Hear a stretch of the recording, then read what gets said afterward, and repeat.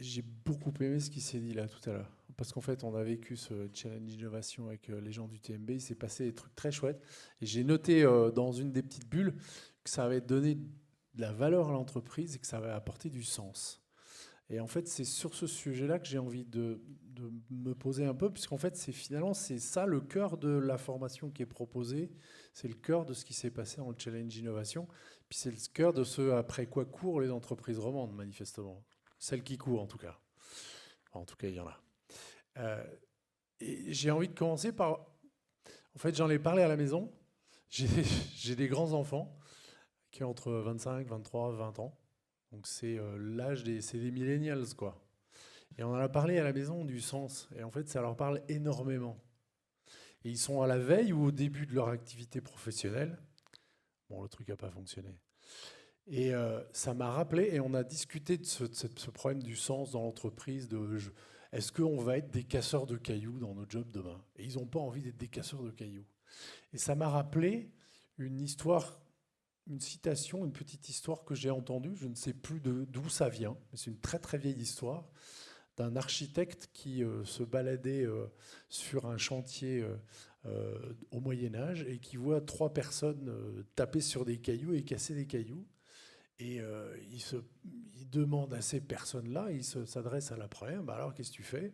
Et le type souffle, il dit, ah bah j'en ai marre, je casse des cailloux, c'est fatigant, c'est pénible. Puis il s'adresse au deuxième qui est sur un caillou un petit peu plus loin, et non, et tu fais quoi toi? Ah moi je suis compagnon tailleur de pierre. Hein? Tout de suite, c'est pas la même chose. Puis il s'adresse au troisième qui le regarde avec un œil ébloui et dit, moi je construis une cathédrale. Et au fond, c'est ça le fond du message. Le sens, il n'est pas dans la chose, il n'est même pas dans l'action, il est dans la façon de la regarder et du sens qu'on y met. Ça. Le challenge innovation, il a donné du sens au travail des gens qui n'a pas changé, mais qui leur a permis de voir beaucoup plus loin, beaucoup plus haut.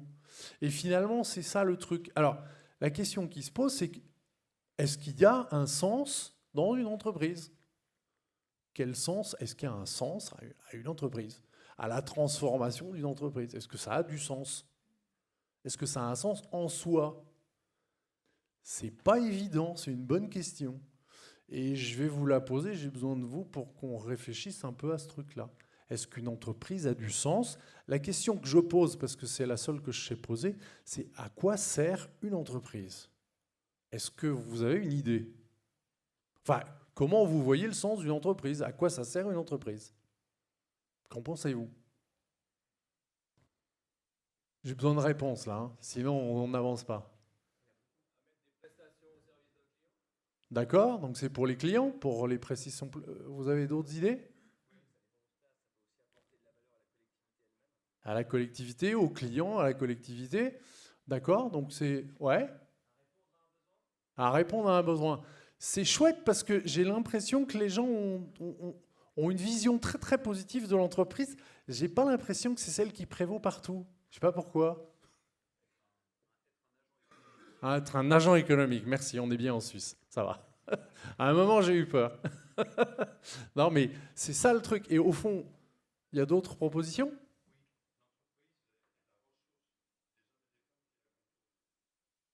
D'accord, très bien.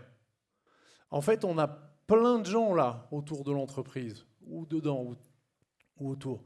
On a la personne qui aimerait bien avoir un peu d'argent à la sortie, celui qu'on appelle l'actionnaire, enfin je sais pas, ceux qui disent que c'est un agent économique d'abord pour mon portefeuille. Il y a la collectivité, il y a les clients sur différents aspects, puis il y a les employés, puis il y a plein de gens. En fait, est-ce que l'entreprise est faite pour l'un de ces acteurs-là? Est-ce qu'il y a un sens à l'entreprise? Ça semble difficile. En tout cas, vous disiez tout à l'heure, bah ouais, ça dépend du point de vue où on se place. Par rapport à l'idée qu'on s'en fait, ça c'est l'autre façon de rajouter le truc. En fait, quand on réfléchit avec les outils dont on parlera peut-être un jour, mais qui ne sont pas le lieu, on s'aperçoit que l'entreprise n'a de sens que collectif. Là, c'est une modélisation où on retrouve les acteurs dont vous avez parlé.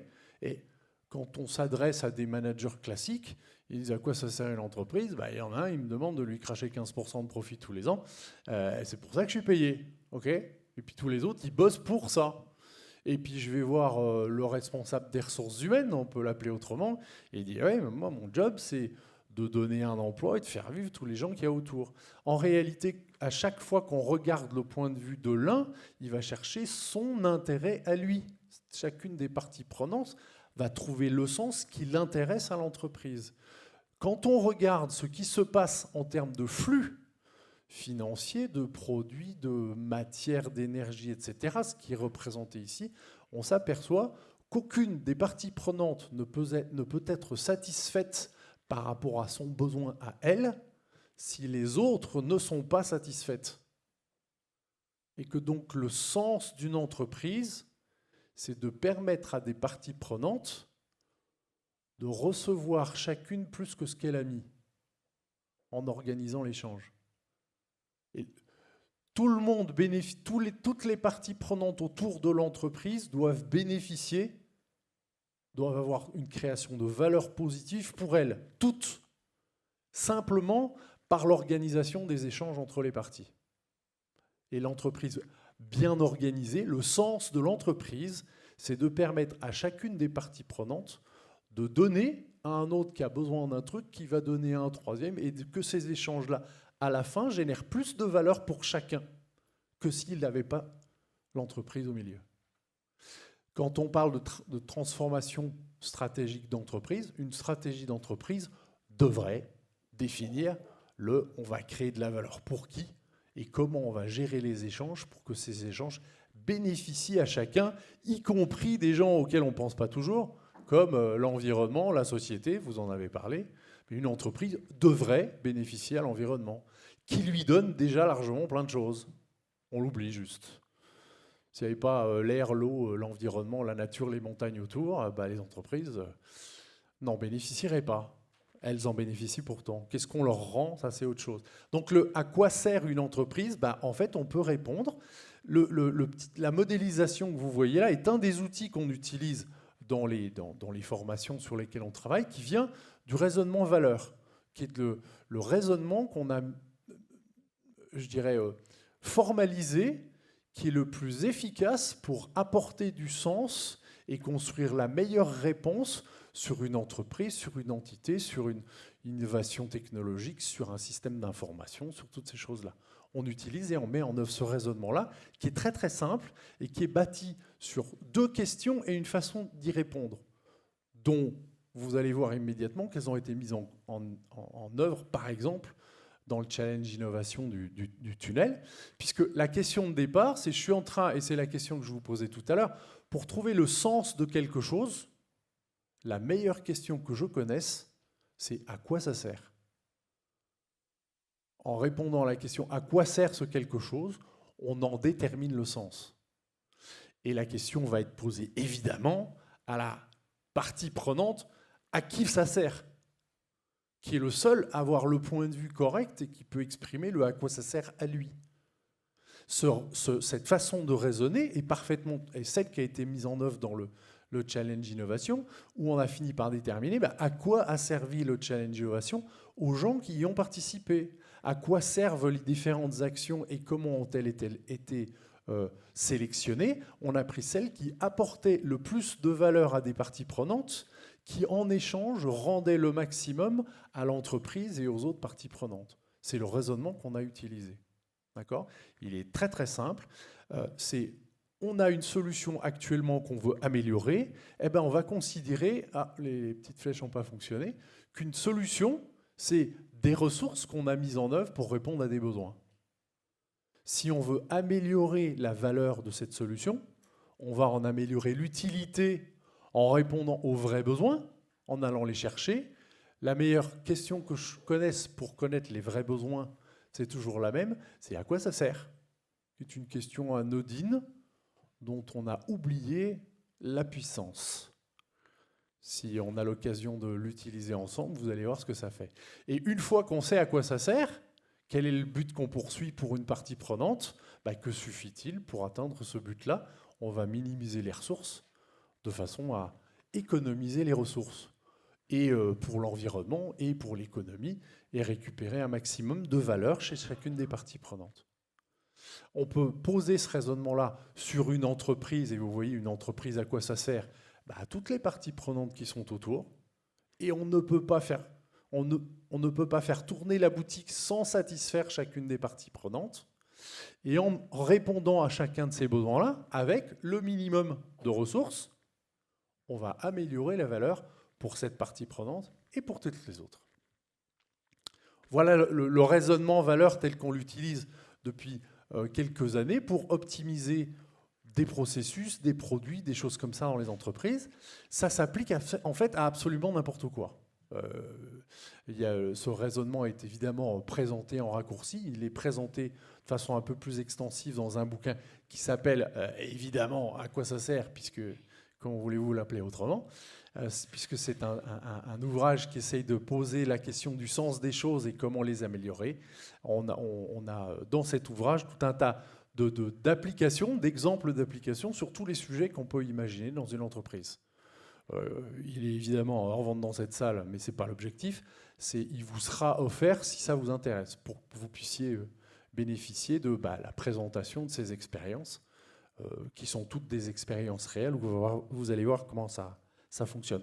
Donc il suffira que vous demandiez aux organisateurs de dire que vous êtes intéressé, et vous recevrez la version électronique de l'ouvrage, qui vous résumera tout ça. À quoi ça s'applique? À absolument n'importe quoi. On va prendre... Est-ce que j'ai 3 minutes? 5 minutes pour terminer. Je vais juste prendre un exemple pour vous montrer comment ça marche, parce que pour l'instant, c'est un petit peu théorique. Vous demandez ce que je suis en train de raconter, c'est un drôle de truc. Alors, Riyad et Gabriel, ils savent parce qu'ils ont été formés. Il y en a quelques-uns qui ont été formés à ça. En réalité, on peut utiliser... Vous avez vu ce que ça donne sur une entreprise, poser la question à quoi ça sert, et on va répondre autour. On peut prendre n'importe quel exemple. Est-ce qu'il y a un des exemples qui sont là, qui vous parlent particulièrement? Il faut les traiter de façon rapide. L'autre source, on va prendre l'autre source, puisque vous proposez. Donc c'est un projet sur lequel j'ai travaillé il y a quelques années pour un des grands industriels de l'eau dans le monde. Il n'y en a pas 36, il y en a 2. Donc c'est un des 2, je ne vous dirai pas lequel. Et on a travaillé pour... merci. C'est pas un bon exemple, mais merci. Je vais prendre celle-là. Je vais plutôt prendre celle-là. C'est la même. Hein. Et on a travaillé pour un industriel qui nous a demandé d'optimiser la valeur créée par leur usine d'embouteillage d'eau. Objectif économique, s'il en est. Hein, ils savent fabriquer, ils fabriquent des bouteilles d'eau qu'ils vendent à des distributeurs. Ils nous ont dit comment on peut faire pour faire un petit peu plus d'argent de cette activité qui fait vivre tout un tas de gens, etc. Et du coup, on a utilisé le petit raisonnement dont je vous parle. Vous vous rappelez peut-être la première question? Il y en a un qui s'en rappelle? À quoi ça sert? Merci. Il y en a au moins un qui suit. À quoi ça sert une usine d'embouteillage d'eau? À mettre de l'eau en bouteille. Alors, je vais répondre de façon un petit peu plus précise. Ça sert à fabriquer des bouteilles d'eau. Alors, c'est intéressant parce que dans l'usine d'embouteillage d'eau, il n'y a personne qui s'hydrate. Ça sert juste à faire des camions de palettes de bouteilles d'eau, de packs de 6 de bouteilles d'eau. Maintenant, vous avez compris que de fabriquer des palettes de bouteilles d'eau, ça sert à rien, ça sert à personne. Enfin, si, c'est ce qu'on fait, mais c'est pas très très utile. L'utilité, elle est forcément un petit peu plus loin dans le process. Donc, à quoi ça sert finalement? Si je demande aux clients, eux, des palettes de packs de 6 de bouteilles d'eau, non, moi, juste un pack de 6 de bouteilles d'eau là où je vis. Bon, à quoi sert un pack de 6 de bouteilles d'eau? À m'hydrater, évidemment. Une espèce de la palissade, quoi. C'est évidemment que tout ça, ça sert à s'hydrater. Et on a fait prendre conscience à l'industriel qui fabriquait des packs de 6 bouteilles d'eau, emballées, mis sur un camion qu'on amène à la capitale où on allait boire l'eau, et que tout ça, c'est acheté par des gens qui voudraient s'hydrater. Ouais, on va où? On a regardé dans le prix de revient industriel des packs de 6 de bouteilles d'eau, ce qui servait à s'hydrater. C'est quoi? Ben, l'eau. Combien est le prix de revient de l'eau dans le prix de revient industriel de l'usine? Pas beaucoup. Entre 0 et 8%. Et l'industriel a pris conscience à ce moment-là de l'inanité, il prenait du surdimensionnement gigantesque de la solution et des dépenses extraordinaires qu'il mettait en œuvre pour répondre à un besoin, où ce qui suffit pour répondre à son besoin, c'est l'eau. Donc ça veut dire quoi? S'il faut enlever des trucs qui coûtent, on va garder l'utile et on va enlever l'inutile. Qu'est-ce qui est inutile? Le reste. Alors, ouais, ok, mais où ça va? Vous voyez, dans une bouteille d'eau, il y a 15 grammes de plastique. À l'époque, dans celle qu'on avait utilisée. Il y a 15 grammes de plastique. À quoi servent ces 15 grammes de plastique? À emballer. On va le prendre comme ça, on pourrait discuter. Donc, emballer 1,5 litre d'eau. Qu'est-ce qui suffirait pour emballer 1,5 litre d'eau? Ouais, plus simple. Vous devez transporter 1,5 litre d'eau, qu'est-ce qui suffit? Un robinet. Ça n'arrange pas le distributeur de bouteilles d'eau. Mais il y a intérêt à ce qu'il vérifie s'il ne va pas se faire disrupter ou s'il n'est pas déjà disrupté. Maintenant, un glaçon. Alors, vous voyez comment on fait innover les gens? Alors, Gabriel, il est entraîné à l'innovation. Qu'est-ce qui suffit pour transporter 1 litre d'eau? De la glacer. Il y a 0 plastique. Alors, il y a de l'énergie. Ouais. On a vérifié laquelle est la plus économe en énergie? C'est une innovation de rupture, de transporter des glaçons au lieu de transporter de l'eau. Ça mérite de poser cette solution sur la table et de voir s'il y en a d'autres. Et puis, j'en ai entendu une autre. C'est vous, monsieur Domaine, qui avez proposé un truc, non? C'est derrière? Vous avez proposé quoi? J'ai entendu un truc. Un sac. Quand on gagne un poisson rouge à la fête, on ne vous le met pas dans une bouteille en plastique. C'est idiot. On le met dans un petit sac en plastique. Combien il y a de plastique dans un gramme en plastique, dans un sac en plastique? 3,5 pour transporter 1,5 litre d'eau. Et ça suffit très très largement pour transporter 1,5 litre d'eau. Qu'est-ce qui fait que l'industriel a choisi de mettre 15 grammes, de fabriquer une usine de plasturgie dans la montagne à côté de la source pour mettre 15 grammes de plastique, alors que 3,5 grammes de plastique suffisaient? Essayer avec des sacs, c'est beaucoup plus simple.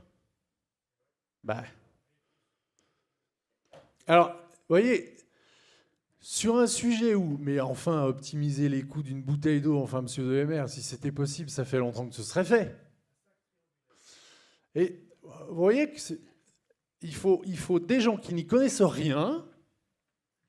Vous leur mettez un sujet que tout le monde connaît et que, évidemment, c'est optimisé, sinon, c'est pas possible. En 5 minutes, avec 2 questions, vous générez des innovations de rupture. Alors, je n'ai pas le temps de vous expliquer tout le truc, mais il se trouve que cet industriel-là s'est rendu compte qu'il avait la moitié de son marché potentiel, qu'il pouvait tout à fait servir avec un sac en plastique, avec 3,5 grammes de plastique, au lieu des bouteilles. Et quand on a dit ça, on a dit, ouais, mais enfin, c'est quand même une innovation de rupture. On a regardé sur Google ce qui se faisait. Ça se fait en particulier dans les pays où on n'a pas les moyens de se payer des usines à fabriquer des bouteilles.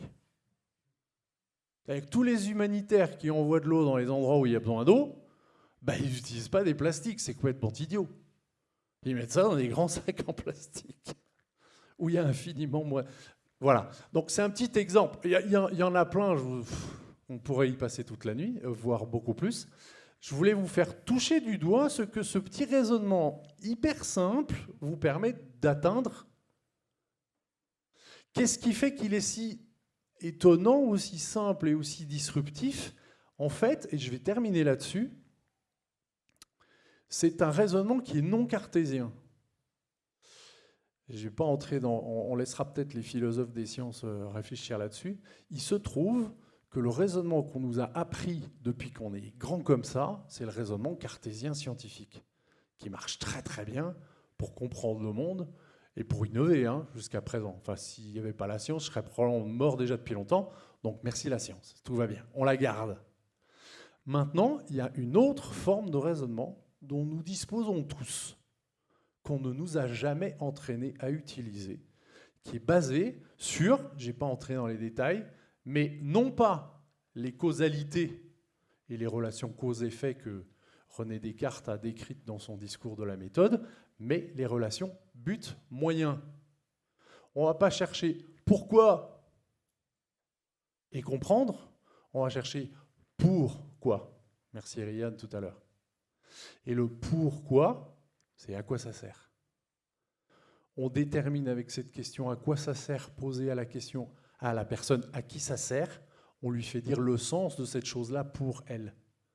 Ce questionnement sur le sens qui est aujourd'hui cruellement absent dans les entreprises, il vient du fait qu'on ne pose pas la question à quoi ça sert, à qui ça sert, et qu'on n'utilise pas ce petit raisonnement hyper simple, tout simplement parce qu'il n'est pas scientifique, pas cartésien. On n'a jamais appris à l'utiliser. Si, les enfants. Ouais, bon, il m'amène mon petit truc. Mais alors, tu me donnes 1 minute de plus. Parce que Cédric connaît un peu. Pour vous montrer à quel point on est imprégné de raisonnement cartésien. Quelle est la question que pose un enfant quand il découvre le monde? Celle qui embête tous les parents. Pourquoi? Et on répond quoi? Gagné. Et il repose la question. Ah ouais, mais pourquoi? Dis papa, pourquoi il pleut? Enfin, celle-là, moi, je l'ai entendue. Dis papa, pourquoi il pleut? Parce que le nuage est triste et parce qu'il a 6 ans, donc bon, 5 ans. Bah ouais, mais pourquoi il est triste? Bon, alors, il faut que je t'explique, parce que... Non, alors, en fait, c'est... Et alors, on se retrouve embarqué dans le cycle de l'évapotranspiration, etc. Et le gamin est perdu, évidemment. C'est impossible. C'est pas possible. La question pourquoi amène parce que, et elle ne satisfait pas l'enfant. Parce qu'en fait, ce n'est pas la cause de la pluie qu'il veut connaître. C'est le sens de la pluie. Évidemment, l'enfant il veut comprendre le monde, il veut comprendre le sens du monde. Donc il ne demande pas pourquoi la pluie, il demande pourquoi la pluie. Si vous entendez le « mais au fond, pourquoi la pluie, à quoi ça sert la pluie ?» vous allez répondre quoi comme parent? Un enfant, on dit « Papa, pourquoi il pleut ?» Vous répondez quoi? La nature. À quoi ça sert la pluie? Pour les fleurs. À faire pousser les fleurs. À votre avis, il va poser 2 fois la question? Ah non, il a compris. Ça a du sens. Quand l'enfant pose la question pourquoi, c'est parce qu'il ne sait pas qu'en fait, il devrait demander pourquoi. Parce que personne ne lui a expliqué qu'il y avait une 2e question. C'est le why en anglais. Why? Because. Et en fait, en anglais, c'est pas pourquoi, c'est what for. C'est le même glissement. C'est à quoi ça sert? Quand vous arrivez à comprendre que la question, c'est la question du sens, la question à poser, c'est pas pourquoi, c'est à quoi ça sert. Je l'ai eu en vrai, je m'occupe de scout de temps en temps le week-end avec mes enfants, enfin maintenant ils sont grands, mais avant. Et un jour, je me suis baladé avec des petits scouts dans la forêt, sous la pluie, parce que sinon, c'est pas drôle. Et il y a un des louveteaux, des petits jeunes là, qui crapahutaient dans la boue dans la forêt, et il m'a posé cette question-là, un jour. Et pourquoi il pleut? Vous imaginez la scène, quoi, dans la pluie, trempée, crottée. Pourquoi il pleut? Et là, j'ai eu un réflexe de consultant, en fait. Je me suis dit, mais je ne vais pas répondre. Et je lui réponds, à ton avis. Et il m'a regardé, il a fait un grand sourire, et il a dit, pour sauter dans les flaques, tiens. Vous voyez pourquoi il faut poser la question du sens à la question, à la personne à qui ça sert? Parce qu'il n'y a que elle qui peut vous dire ça. C'est impossible à imaginer. Je fais le parallèle avec le tunnel. J'ai eu une expérience incroyable que Riyad a souligné. On a participé à des jurys où les gens venaient présenter les trucs et on a des employés qui sont venus en groupe, ils étaient 5 ou 6 et ils ont commencé à dire « On va vous présenter notre idée, mais d'abord on voudrait vous demander un truc au jury qui allait décider. Est-ce qu'on a le droit de continuer à bosser sur ces sujets-là, même s'ils ne sont pas sélectionnés ?» Comme ça. Elle dit, mais bosser pendant le temps de travail? Non, non, non, pendant nos heures à nous. C'est tellement génial, on adore, on trouve ça génial. Est-ce que vous connaissez beaucoup d'entreprises où les gens demandent la permission de faire des heures sup pour innover? C'est dingue. Bah, en fait, c'est ce mouvement-là. C'est le challenge innovation. Il a servi à retrouver du sens dans leur job pour les gens. Et du coup, ils veulent plus bosser. Ouais, je dépasse le timing. Voilà. Je vais juste passer la main parce que je l'ai promis. À votre avis, vous lisez ça, il y a pour 15 secondes. Probablement, vous reconnaissez un certain nombre de mots dont j'ai parlé tout à l'heure. À votre avis, qui a écrit ça? Patron d'une grande entreprise, une grande organisation internationale. Il nous le fait à chaque fois. Oui, mais ça va me permettre de passer la main au suivant. Vous n'avez pas le droit de répondre, hein, parce que je pense que vous avez deviné. Ça pourrait être Carlos Ghosn. Bill Gates. D'autres propositions? Allez, je vous le dis.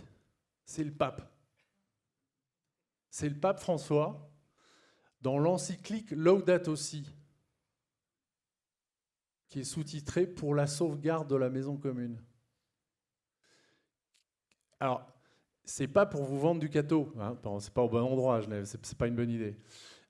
C'est pour vous dire qu'en fait, les gens qui sont en train de se poser la question du sens, ils ne sont pas que du côté des employés des entreprises, ils sont partout dans notre société, il y a un manque de sens. Et c'est pourquoi tout ça? Et en réalité, la question de pourquoi, à qui ça sert, qui c'est qui va payer, à quel coût, même le pape en parle, parce qu'en fait, on est en train, il semble, qu'on soit en train de réconcilier, en arrivant des deux côtés, le rationnel et le spirituel. C'est-à-dire qu'on ne peut plus faire du rationnel sans le sens, c'est du spirituel. Et on ne peut plus faire du spirituel sans remettre les pieds sur terre, et c'était en fait la vocation de cette encyclique. Je vais laisser Laetitia poursuivre sur ce sujet-là, parce que là, on est rentré dans votre domaine. Monsieur Domaine, pardon du jeu de mots. Merci Olaf, bravo.